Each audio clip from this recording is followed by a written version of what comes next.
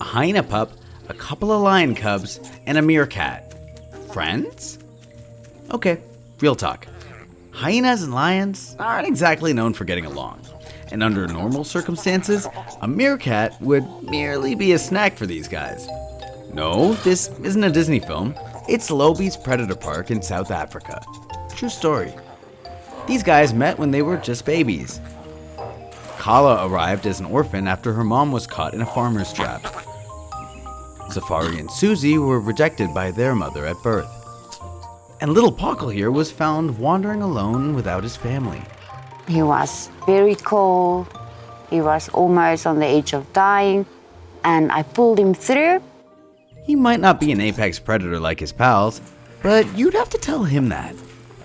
I think Pockle thinks he's in charge. He's rough with them, he likes to play, but if they get rough with each other like the lion cubs and the hyena, then he will come in between. After a couple sad twists of fate, rather than hunt each other, these would-be foes would sooner share a plate. At least when Pockle has his way. When he's hungry, he will turn around and push his butt towards them.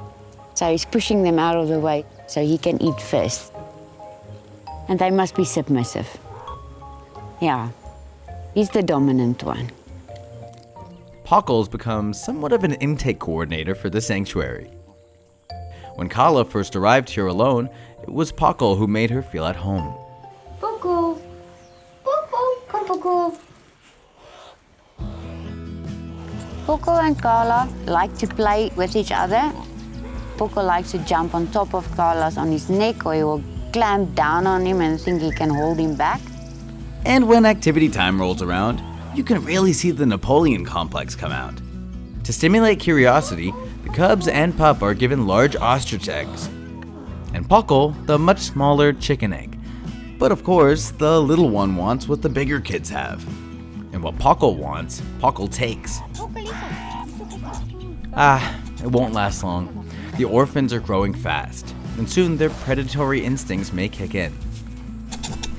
Pockle's managed to avoid injuries so far, but Kala is starting to try out her strong jaws, which are designed to crush bones. Once she's full grown, her bite will be 5 times stronger than ours. So just imagine what it could do to a meerkat, even by accident.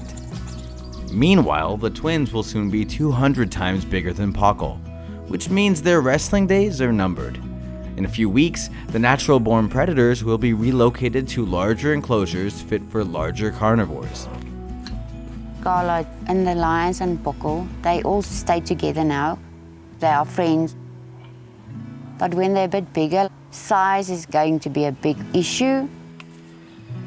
They need to go back with their own species, so that's difficult for them to be together forever. Okay, so they're not destined for your typical run-of-the-mill Hollywood ending. But come on, even Disney couldn't script a friendship quite like this.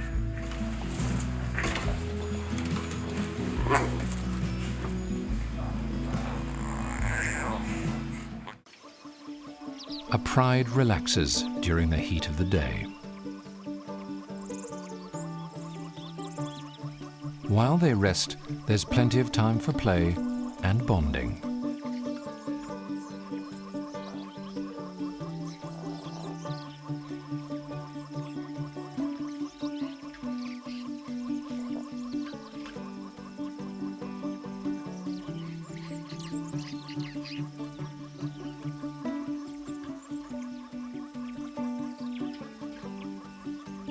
The cubs have a charmed upbringing, watched over by the pride's adults.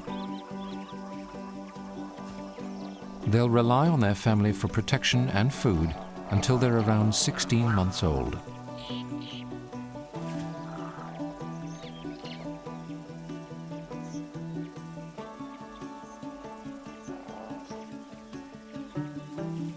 Their mother has spent her whole life living with her female relatives in this pride. And she'll get important help from her sisters, the cubs' aunts, in raising them.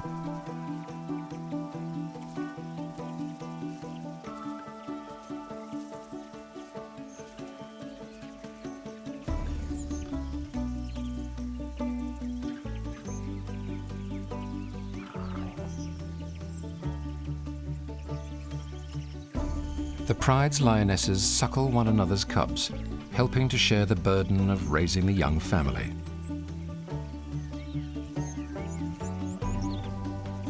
While they don't have a breeding season, reproduction is often synchronized within a pride. Lionesses give birth to litters of between 1 and 4 cubs at roughly the same time. This means that all of the cubs are similar sizes, avoiding competition at feeding time, giving everyone an equal chance at survival. While the cubs begin to eat meat at just over 2 months old, they will continue to suckle to the age of 6 months before being weaned.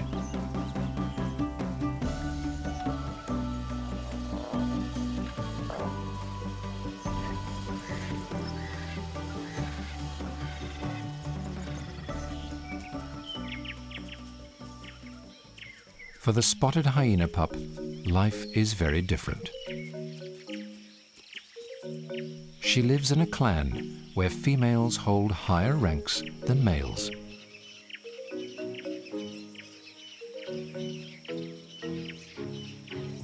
Weighing around 150 pounds, the pup's mother is a full 20 pounds larger than any male.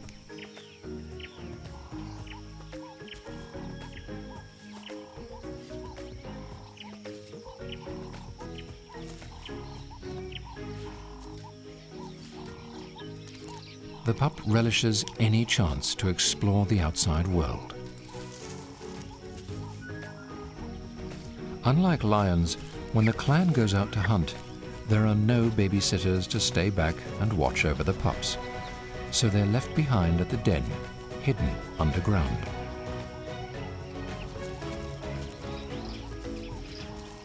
The young hyena was born with well-developed teeth. But for now, she lives exclusively on her mother's milk and will do so until she's almost 9 months old.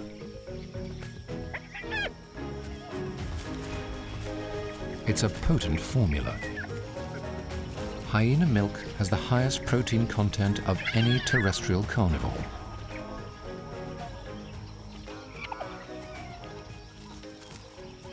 Unlike in lion prides, her mother receives no help in suckling or raising the youngster. And without synchronized breeding, hyena packs often include young of varying ages. As a result, the pup has a number of older cousins. These juveniles already have most of their first layer of spotty coat, with only their legs retaining the natal black. And they're old enough to join the clan on foraging trips.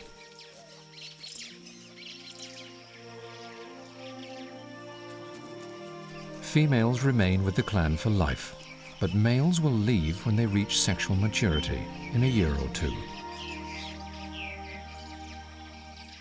when they'll strike out to find mating opportunities in another clan.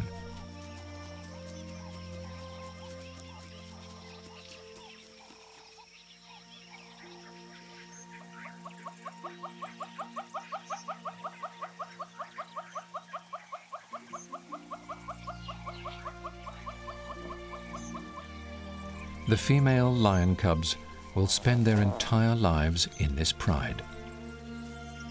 But like the male hyenas, their brothers will have to leave in their 3rd year to seek out a pride of their own. They'll have to fight other males for control.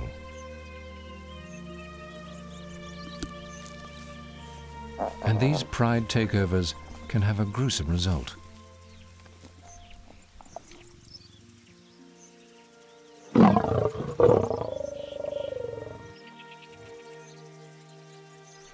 Incoming males will kill the existing cubs of a pride in order to bring the females back into heat.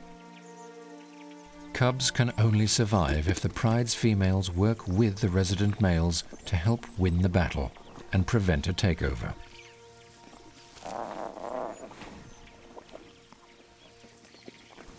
The biggest danger to lion cubs is the vicious disposition of adult males muscling in on their pride.